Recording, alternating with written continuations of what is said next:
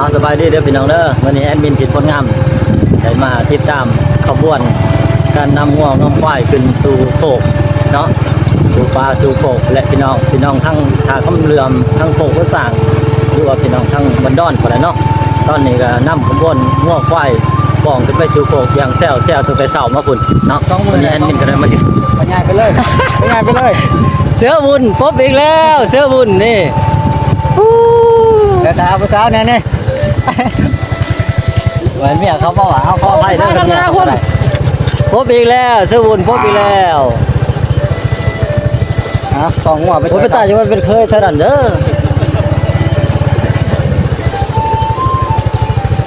อตอนนี้กำลัง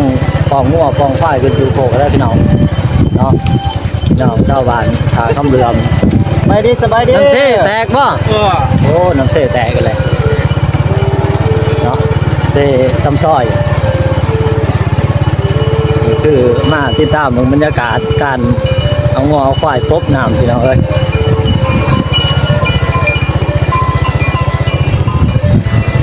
โอ้งัวลายเนาะแล้วบอกใครนะมันยากสิแล้ว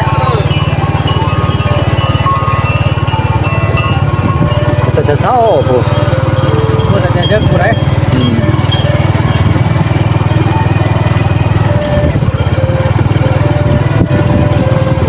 แอดมินก็ติดตามเนาะติดตามเลยไปเด้อ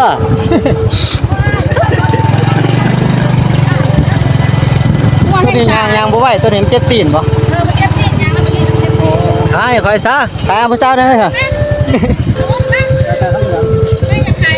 ถึกได้เวลานี่ถึกได้ซื้อบ่ได้ซื้อแพงได้ส่วนบ่าวโดนงามเฮานี่ก็บ่ได้เครื่องหยังหาเกี่ยวหญ้าให้งัวเซ้ยเพิ่นก็ได้เนาะเซ็กซี่แล้วโอเคพี่น้องตากับเรือมเลยเนาะว่ามันควายตักด้วยนี่จะต้องหลับๆในควายเขาเนี่ยดูพี่น้องพอลำบากเนาะถ้าอยากไปเป็นเคยกะไปได้เด้อตอนนี้เขานำซัมป้ากำลังสิได้เก็บเกี่ยวเนาะเต็มที่แล้วถ้ามันท่วมเนาะถ้ามันท่วมร้ายเนี่ยถ้ามันบกเนี่ยโอ้ไม่แห้งพี่น้องเลย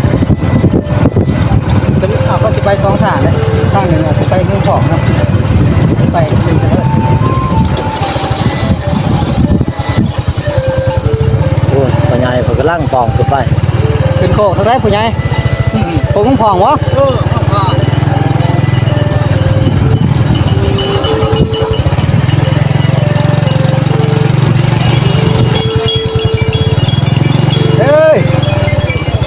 ไปดิ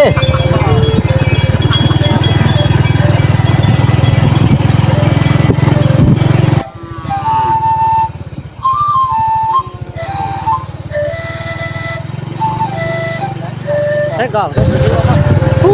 อันนี้ก็เป็นภูมิใหญ่หนึ่งอีกได้พี่น้องได้เนาะตอนนี้เขากำลังเดินทางกันมาหอดเขตโพไซคูนเท่าไหร่ได้เนาะหอดโพไซคูนเท่าไหร่โอ้ร้านหน่อยก็พอได้อยู่ได้เศร้าเนาะซอยครอบครัวเห็นได้สักเนาะครอบครัว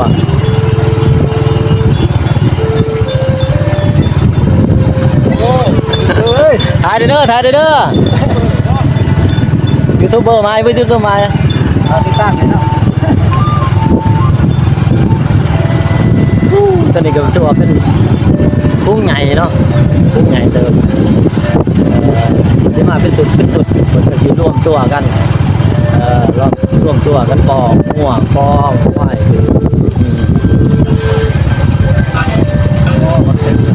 ไปมีงัวควายร้ายกะหาลูกเคยแท่นี้เด้อ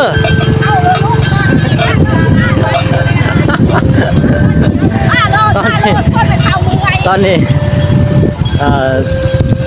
บ่าวโต้กับแอดมินนี่กำลังช่วยโอกาสเลยพี่น้องเอ้ยช่วยโอกาสสิมาไปหาเป็นเคยเขาเนาะนี่ช่วยโอกาสเลยช่วยใส่เลยช่วงชุลมุนนี่แหละแอดมินหาเป็นเคยช่วงชุลมุนนี่แหละบัดที่ได้เคยเป็นเคยทาคำเรือก็บดีแหละช่วงน้ำท่วมนี่แหละพี่น้องเอ้ย เชื่อแต่ไม่น่าโขกก็ไม่น่าโขกแห้งแต่เป็นไว้บ่มีให้ไม่น่าไปผักไปเศร้าโอ้เขาบ่ได้พูดนั่นกันไข่สุกกัน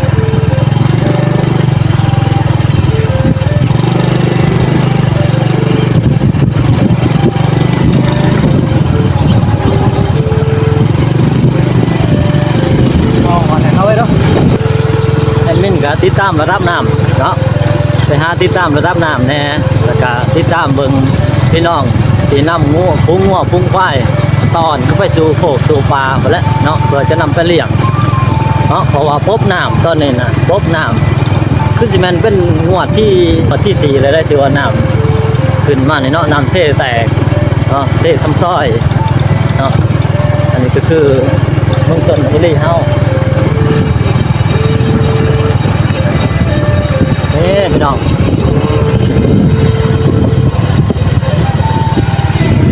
เนื้อทานสดๆเลย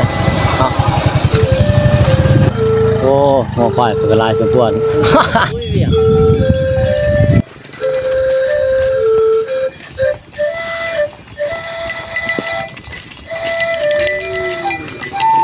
โขกเลยแมนเมื่อไหร่วะนี่ขบวนเจ้าชุดถ่ายวะนี่เยอะคนขึ้นโผล่ก็จริงไม่ต้องไปเอาเนี่ยเราไปเถียง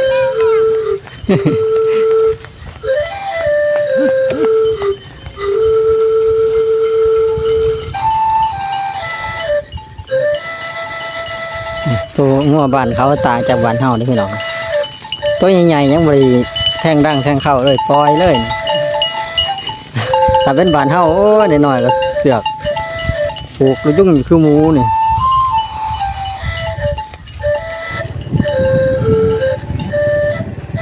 ไอ้สู้ๆก็สิไปกระบวนสุดท้ายเนาะตรงนี้เนาะสู้อันนี้ก็คือเส้นทางลงน้ำไต่นาดงหวายเนาะ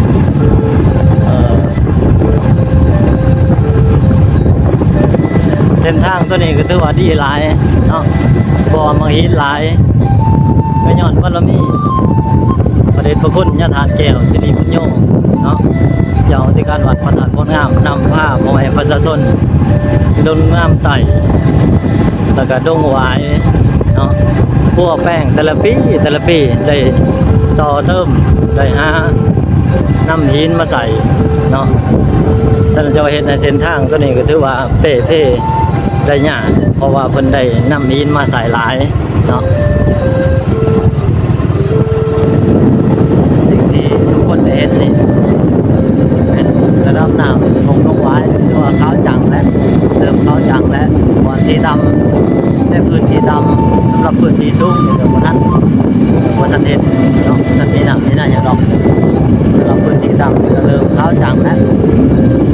คือผมหน้าต้องไหวเนาะข้างหน้าท่านผู้ชมเป็นบ้านต้องไหว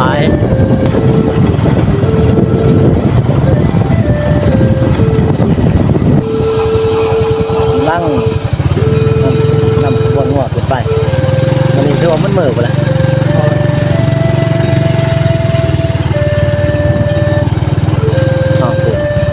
สุดตายอยู่ตายเลยไม่ต้องห่วงนี่ดีกว่าเนาะที่ตาเบิ่งได้ป่ะขบวนน้ำงอกไหวเนี่ยเป็นมดได้เป็นหางเลยโอ้ยมดได้บริมดหายเลยเนาะ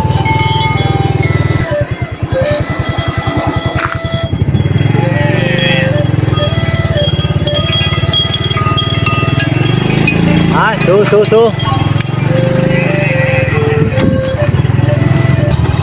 ข้าวน้ำซับป้าคิดตรงไว้ก็ถือว่าสมบูรณ์หลายน้ำหลายพี่น้องเอ้ยอย่าท่วมเด้อขออย่าให้ท่วมเด้อเนาะเขากำลังสีสุกกำลังเรืองเต็มถุงอยู่ดิเนาะโอ้บุกไปตีไปหยังว่ากันยังเกี่ยวเขาไป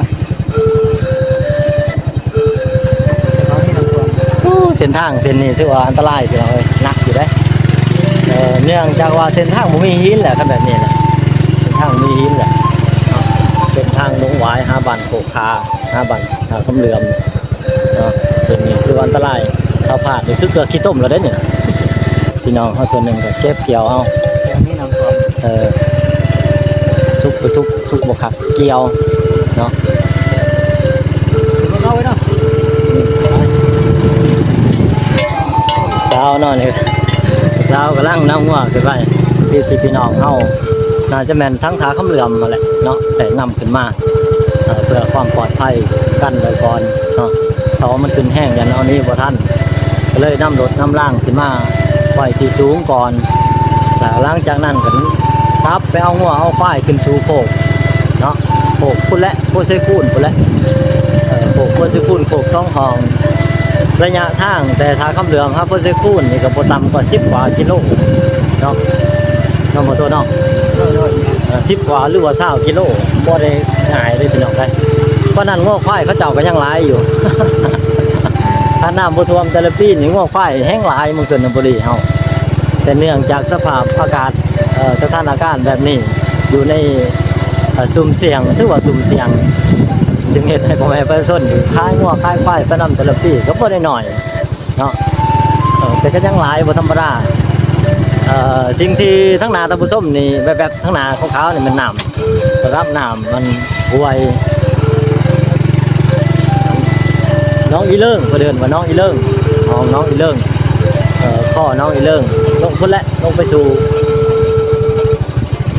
เซ่พุ่นแหละเนาะทั้งนาโอ้ลัดทางแล้ว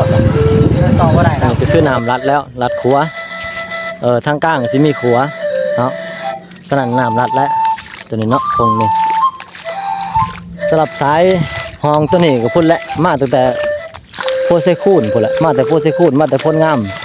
เนาะห้องน้ำตัวนี้ก็ถือว่ามาโฮมกันอยู่นี่จะเห็ดไฮไลท์บัวท่านเราท่าน้ำใต้ร้ายนี่ท่าน้ำใต้ร้ายเลยกะมันก็จะยืนขึ้นมาเลยเนาะมันก็จะยืนขึ้นมาเลยเนาะตอนนี้ถือว่าน้ำลัดทางแล้วระวังบ้านโคกหัวสั่งแล้วก็บ้านถาคำเหลื่อมถือว่าลัดทางแล้วตอนนี้เนาะฉะนั้นพอให้ประชาชนกะกั้นไว้ก่อนเนาะกั้นดีกว่าแก่ให้ดีกว่าหลวกคนวะเนาะสดเลยเนาะตอนนี้แอดมินก็ลุยน้ำเพื่อนเนาะลุยขี้ต้มลุยน้ำเพื่อมาติดตามสถานการณ์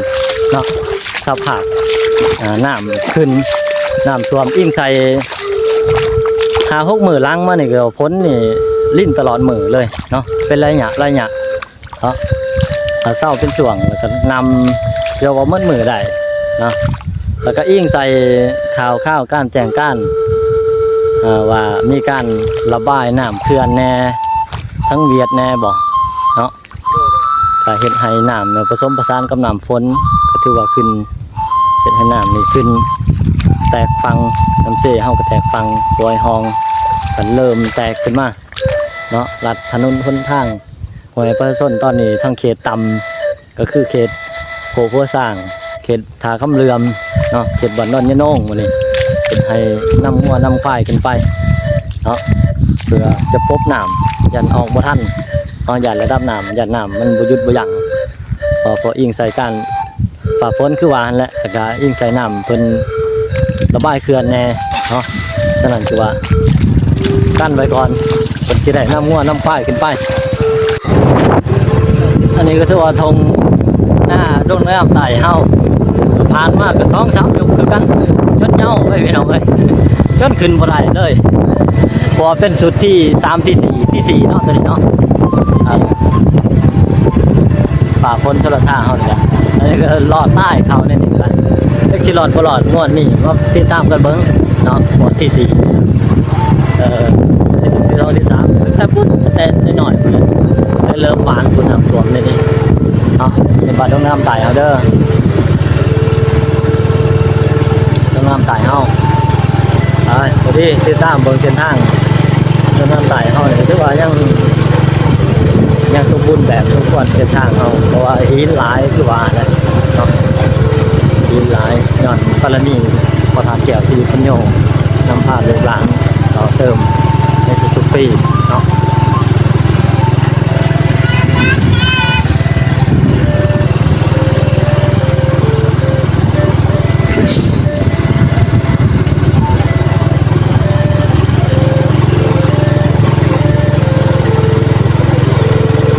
มาแล้วน้ำตายเนาะบริขึ้นบ้านพัฒนาแต่ว่าทางออกไห้ออกหน้านี่มุ้ยเป๋นี่เพ่ทางในบ้าน